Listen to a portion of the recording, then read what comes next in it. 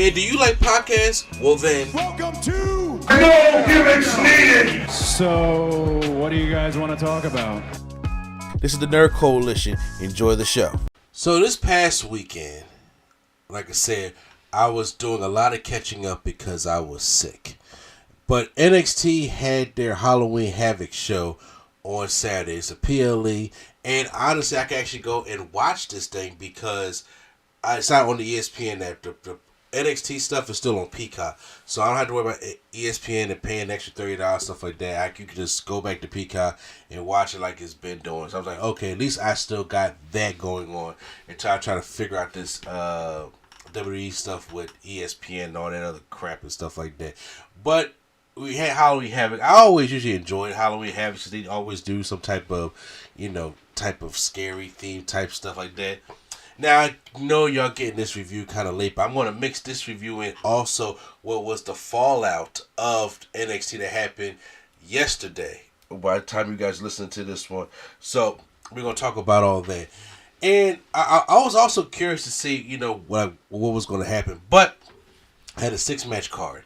And they kicked off with a tag team match. I'm not going to go into extreme details of, play-by-play what happened in the match. We're just talking about what I liked about the match and what was cool about the match, stuff like that. And we had Javon Evans and Leon Slater. Leon Slater, the X Division champion, and when they had that awesome match at Bound for Glory with a terrible ass finish, taking on Mr. Iguana and La Parka.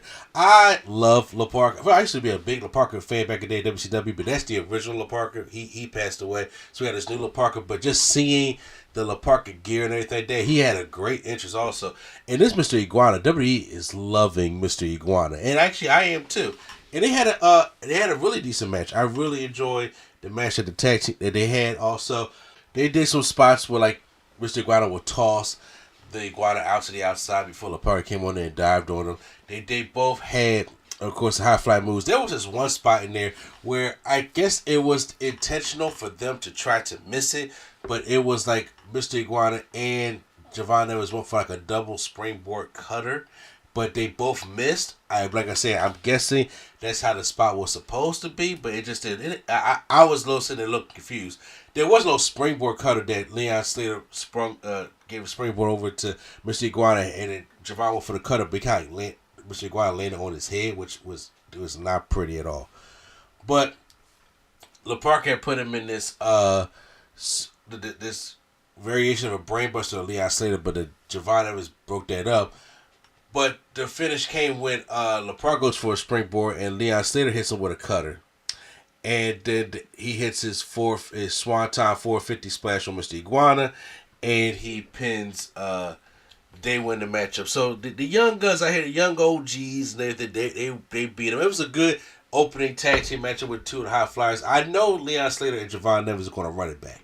They're going to run it back. So I don't know when it's going to be. I didn't quite catch them. Once again, I catch the highlights of NXT tonight, so I didn't catch them on NXT or anything like that.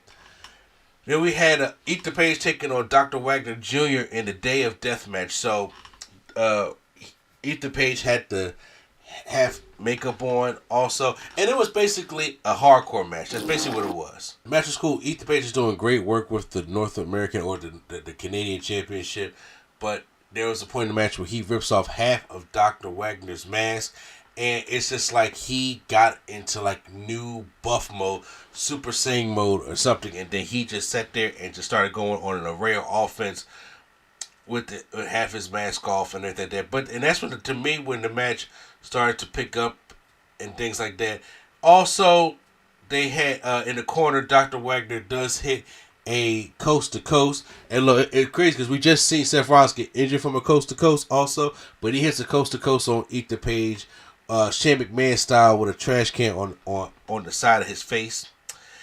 Also later in the match, that Ethan Page hits a Eagle's Edge onto the trash can against Dr. Wagner Jr. I thought that was going to be the finish, but no, it's not, because they really try to get this Twist of Fate move over when it comes to Ethan Page. I'm pretty sure he's probably used it before, but I just don't like it coming from Ethan Page. But there's a table set up, and the Dr. Wagner's on the top rope, and Ethan Page hits a Twist of Fate, or twisting with egos, whatever he calls it, to Dr. Wagner Jr. through the table, and Ethan Page retains. his North American Championship, which I had expected to do anyway. The work that man is doing with that championship, I'm not expecting it to go anywhere no time soon. You feel me? They had a singles match for the NXT Women's North American Championship. Blake Monroe taking on Zarya. Zarya was the placeholder for Soroka because Soroka is injured. So she stepped in to be the Women's North American Champion and to take on Blake Monroe. Now, as soon as I see Zarya going to take Soroka's place, I already knew what the outcome was going to be. Now, here's the thing. I love Zarya, right? I was a big fan when Zarya first came in there, but Zarya been taking too many L's. And I'm like, yo, when are we going to be done with this friendship pairing for Soroka? Because Zarya just been looking real stupid out there with Soroka. And I'm just like, yo, she deserves better than this, all right? And there was a point where she goes and charges Blake Monroe in the match and her hits her shoulder and knocks off the steel steps. And so she plays it off like, you know, her shoulder is dislocated. And you know how the Australians go when the shoulder's dislocated, you got to pop it back in. Now, Soroka pushes her into the turnbuckle post. Everybody was like, oh, is this like the most lamest heel turn ever? No, it's not. But it's just to help Zarya pop her shoulder back into her socket so she can, could go on with the matchup. Later on, Blake Monroe runs outside and Soroka has a cane out there. She kicks the cane and Soroka falls over. And then she hits a double arm DDT on Zarya on the outside. Well, first of all, no. Zarya goes back in there and gives her a discus clothesline. But then, instead of winning the match, because I'm so sick of how they make Zarya look so stupid. Zarya is great, okay? And I just hate that they make her look so stupid. That's why I can't wait for her to get rid of Soroka. But she goes outside and check on Soroka to make sure she's okay. But then Blake Monroe comes out, gives her double arm DDT on the outside on the floor. Then goes back in the ring and gives it to her again. And I'm like, well, that's the matchup already. She ain't kicking out of that. And of course, 1, 2, 3, Blake Monroe is your new, which she should be, NXT Women's North American Champion. And Soroka has lost a championship, but she can't do anything because she's injured. So I was like, we have to be building to a Soroka Zarya. I just have a fear that they're going to make Zarya the babyface and Soroka the heel. I don't know how that's going to work, especially with Soroka's moveset. But I am always going to be on Team Zarya, okay? Then we had a singles match for the... but by the way, I should mention this now. On actual NXT, Soroka had to vacate the Speed Championship also. Honestly, I don't know what they're going to do with the Speed Championship, but she had to vacate that as well. So that's done and out the way.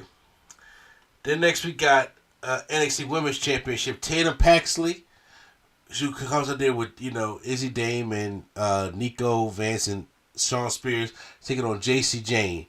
Now, this matchup was entertaining, and it actually really got into second gear and third gear really quickly because the fans love Tatum Paxley. And I have to admit, Tatum Paxley has grown on me, but so has JC Jane. Because I honestly, when I seen JC Jane, you can probably go back to my older podcasts or older videos, and I was just like, JC Jane smells like transitional champion. And I automatically thought that when Jordan Grace was coming over, or no matter what they was going to do, that they was going to just put that championship on whoever that was. Oh, Blake Monroe. That's what it was. When Blake Monroe first came to NXT, I was like, transitional champion, give it up JC Jane, because she got it from Stephanie McCure. And I was like, I'm surprised that she even beat her. But now to go over, I was like, she going to transition this to Blake Monroe. But that was months ago. This had hadn't even been close. Like, Blake Monroe just got her first championship, and I'm like, JC Jane has still been the NXT Women's Championship and holding it down. I'm not sitting here putting her in the category with the Julias and the Stephanie McCures of the world, but she did really well holding her own and holding that championship, and I was like, she has gained more respect from me. So her and Fallon Henley and the Fatal Influence stuff going on, I was like, okay, but Tatum Paxley does hit her grave. She put out a 450. I didn't know Tatum Paxley had a 450 in her, to be honest with you. But she hits her, was it the graveyard slam or drop or whatever the case may be, and she beats JC Jane that way and wins the championship.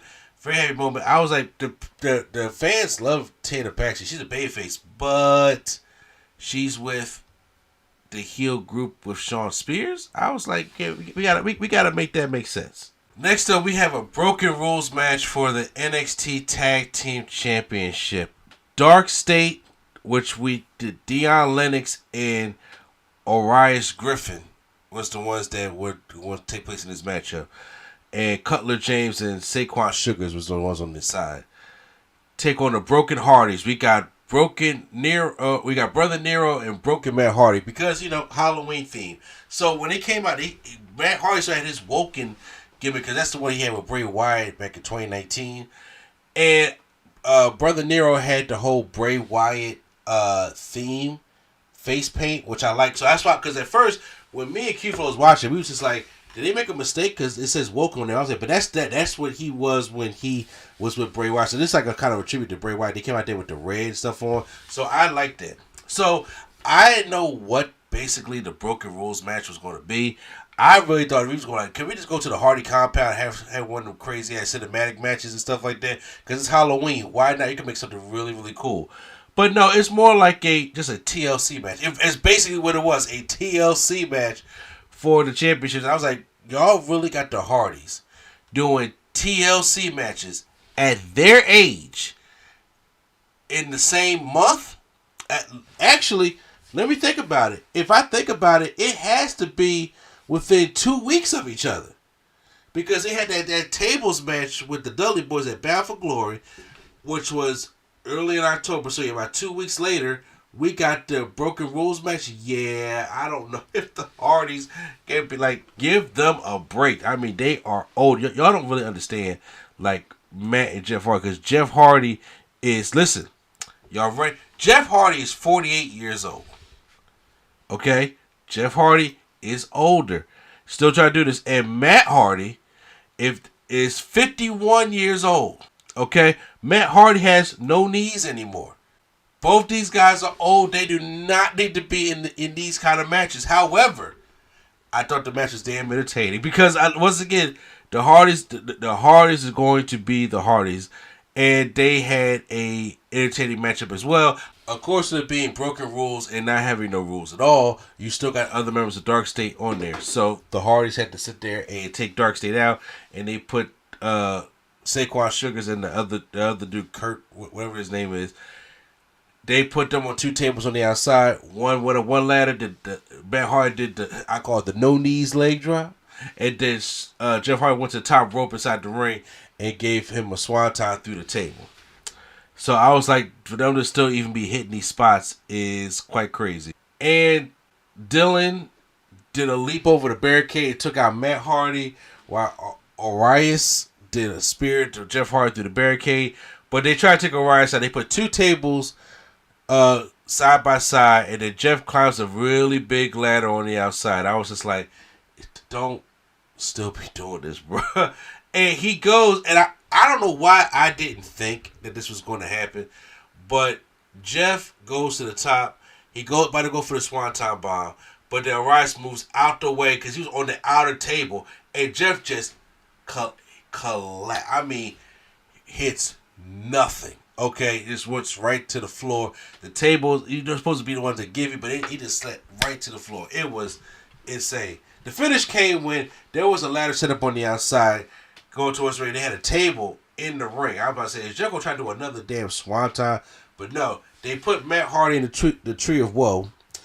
And Orias has Jeff on his shoulders, and then Dylan jumps from the ladder into the ring, through the table, and Jeff Hardy doomsday device through the table, and Dark State win back their NXT Tag Team Championships. I figured they just wanted to have the Hardys have all the gold when it was the Bound for Glory, but I figured Dark State was going to get their championships back soon enough. And of course, I was right. They did get their championships back. So overall, I think it was an entertaining matchup. I still do think that, you know, the Hardys is way too old to be keep trying to do this stuff. Well, at least having these kind of TLC type matches. Now we had the main event for the NXT Championship. Ricky Saints taking on Trick Williams. Let's talk about it. And once again, Trick Williams being the heel, and I think he's a very good heel, and can be a very good asshole, still gets everybody rocking to his theme song. I love it. And the Booker T ad-libs is peak. I'm going to miss. Just like when Stephanie does the Devil's Kiss on the main roster, she misses Booker T. I mean, the fans get into it because, especially if the fans know, if they know, they know, right? But saying it with Trick Williams is like, I'm going to miss Booker T when it becomes Trick Williams' interest, because it's almost to the point where ain't much Trick Williams have to do on this NXT in the first place. But the match, I think, was a pretty good main event. People had to come down from the spot fest that was the Hardy Boys match. But I think they had a pretty good matchup. Ricky Saints does pin Trick Williams with his tornado DDT after he hits the spear. Ricky Saints can still hit. Ricky Saints is, I'm not saying he's not the biggest guy, but he knows how to hit an impactful spear. Jey Uso needs to take lessons from it, because it looks like the way Jey Uso be trying to replicate his spear, Ricky Saints be doing the same thing. Well, Ricky Saints retains, but Trick Williams was pissed because on NXT yesterday, he comes through the sound area. He starts cursing out everybody. Let's talk about it. Talk about looking stupid. And he calls out Ricky Saints, and they brawl. They had to break them up. They go brawl later on in the night. They break them up, and Ava like, I'm tired of this shit. So what should she do? She makes in 2 weeks, because they had to spin the deal thing back there, and I thought that's what they usually use that for Halloween Havoc, and they didn't use it, or did they? I'm not necessarily sure. I didn't. Got to go back and check on NXT, but she says in 2 weeks it's going to be Trick Williams taking on Ricky Saints for the NXT Championship in a last man standing match. So I'm hyped for that, because it's funny, because he even Trick Williams in one of his promos, in his promo on Tuesday, said that he beat Pete Dunne in the last man standing match. So that should be good. Trick Williams is not going to win the championship back, because Trick Williams needs to be on the main roster now. He has literally done everything and has carried NXT to a... They had a very good run in NXT. A very good run. So I was like, there's nothing more for him to do until eventually win the championship. But Ricky Saints got that right now. So I really think it's time for him to probably go up and get the main roster. He has main character energy. But that was Halloween Havoc, and that was the little NXT recap that happened this past Tuesday, at least when it came to the matches involved for that. So I thought it was overall solid show. I don't know how many people they had in the building, to be honest with you, when it came to Halloween Havoc. But yeah, I'm not necessarily sure. But yeah, overall, I think it was cool. It's much stuff other than the NXT for Trick Williams. I mean, they did have an Evolve Women's Championship match with Kendall Gray taking on Lash Legend, which Kendall Gray won that matchup. So I was shocked. But once again, I don't think they're ready to put the championship on Lash Legend just yet. By the way, when Baby Girl loses a championship from Evolve, I gotta go catch up on Evolve for real. So yeah, and Kalani Jordan took on Jordan Grace for the Knockouts Championship, and Kalani Jordan hit her with the championship with like a kind of a heel turn could be coming up. So, but yeah, NXT is rocking right now. Honestly, when it comes to talking wrestling, I don't mind talking NXT, because sometimes it be kind of hard to get through. I'd be losing the passion and interest to get through the main roster stuff. But NXT, you haven't let me down.